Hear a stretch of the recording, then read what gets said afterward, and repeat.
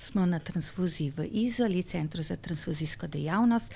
Tukaj izvajamo odvzeme krvi, ki se kasneje potem še isti dan pripravi v komponente v Ljubljani na Zavodu za transfuzijsko medicino. Vsak dan sproti pregledamo, koliko krvi potrebujejo naši bolniki, katerih krvnih skupin so, katere komponente, in tako dnevno iz Ljubljane dobivamo točno toliko zalog, kolikor jih naši bolniki potrebujejo. Potem pa pred vsako transfuzijo, ki jo naročijo v bolnišnicah, opravimo predtransfuzijske teste, kjer zmešamo vzorce krvodajalca in bolnika in gledamo, ali bo bolnik transfuzijo sprejel. Transfuzija krvi je namreč transplantacija, prav tako kot transplantacija srca, ledvic, lahko pride do zavrnitvene reakcije. Mogoče ravno zato, ker je relativno pogosta, okoli 80.000 enot eritrocitov izdamo v Sloveniji letno, zgubljamo občutek, da gre za tako pomembno stvar, kot je transplantacija, in kot taka tudi moramo upoštevati vsa pravila, ki se pokrivajo pri transplantacijah. Pomeni, da mora biti krvodajalec kot dajalec izredno zdrav človek, zelo dobro krvi, da lahko brez težav nekomu odda en del svoje krvi. Potem je pomembno, da so testi pravilno narejeni, da je ta kri čim bolj varna. Zelo pomembno je, ker kot kri daš, so v krvi tako eritrociti, plazma, kot tudi druge celice, da potem bolnik dobi samo tisti del krvi, ki jo najbolj rabi. Temu rečemo komponentna terapija, in z vsakim odvzemom krvodajalec pomaga vsaj 2 človekoma. Nekdo dobi eritrocite, drugi plazmo, zelo pogosto pa tudi izločimo trombocite, tako da dejansko pomaga kar 3 bolnikom.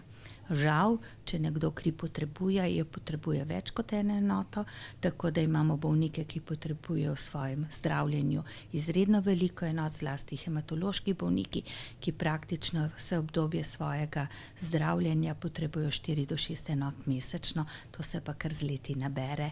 In potrebe res niso majhne, pravzaprav opažamo, da naraščajo, kljub temu, da v medicini izvajamo, temu rečemo, racionalno zdravljenje s krvjo, kjer zdravnik 3-krat premisli, preden se odloči za tako terapijo. Res, ko so vse ostale možnosti izkoriščene, na primer pozdravi motnjo strjevanja krvi, pozdravi anemijo, če pa kljub temu ni dovolj krvi, jo pa naroči kot transfuzijo, in z leta v leto opažamo tudi porast naročil.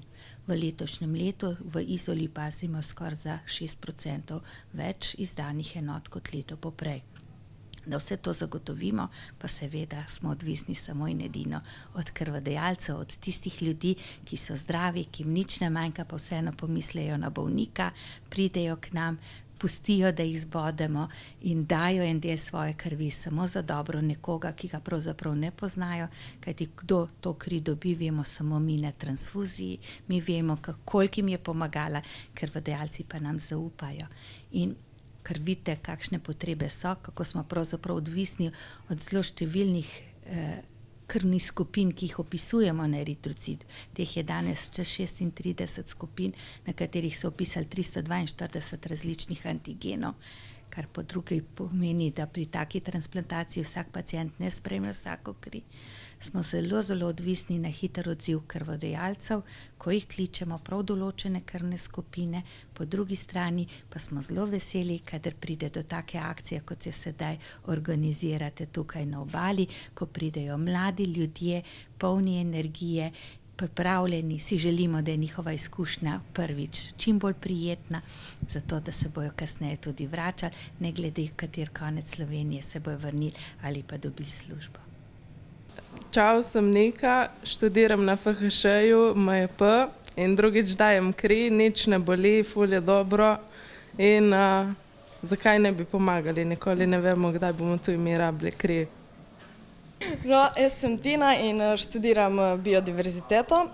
Prvič sem prišla na krvodajalsko akcijo in zato sem se odločila zdaj, ker sem se prej tatuirala in na žalost nisem mogla darovati kri takrat. Živijo, jaz sem Kelly Fortuna, isto kot Tina študiram na Famnitu biodiverziteto. Na krvodajalski akciji sem prvič in sem se odločila premagati strah pred iglami in pomagati drugim. Sem Slavica Maver in delam kot specialistka transfuzijske medicine na Centru za transfuzijsko dejavnost Izola. Letošnja krvodajalska akcija poteka 4. dan, tradicionalna študentska krvodajalska akcija. Udeležba je zelo lepa, do sedaj je preko 100 študentov se javilo pri nas na odvzem, večina jih je tudi kri darovala. To je približno enako kot v lanskoletni akciji oktobra.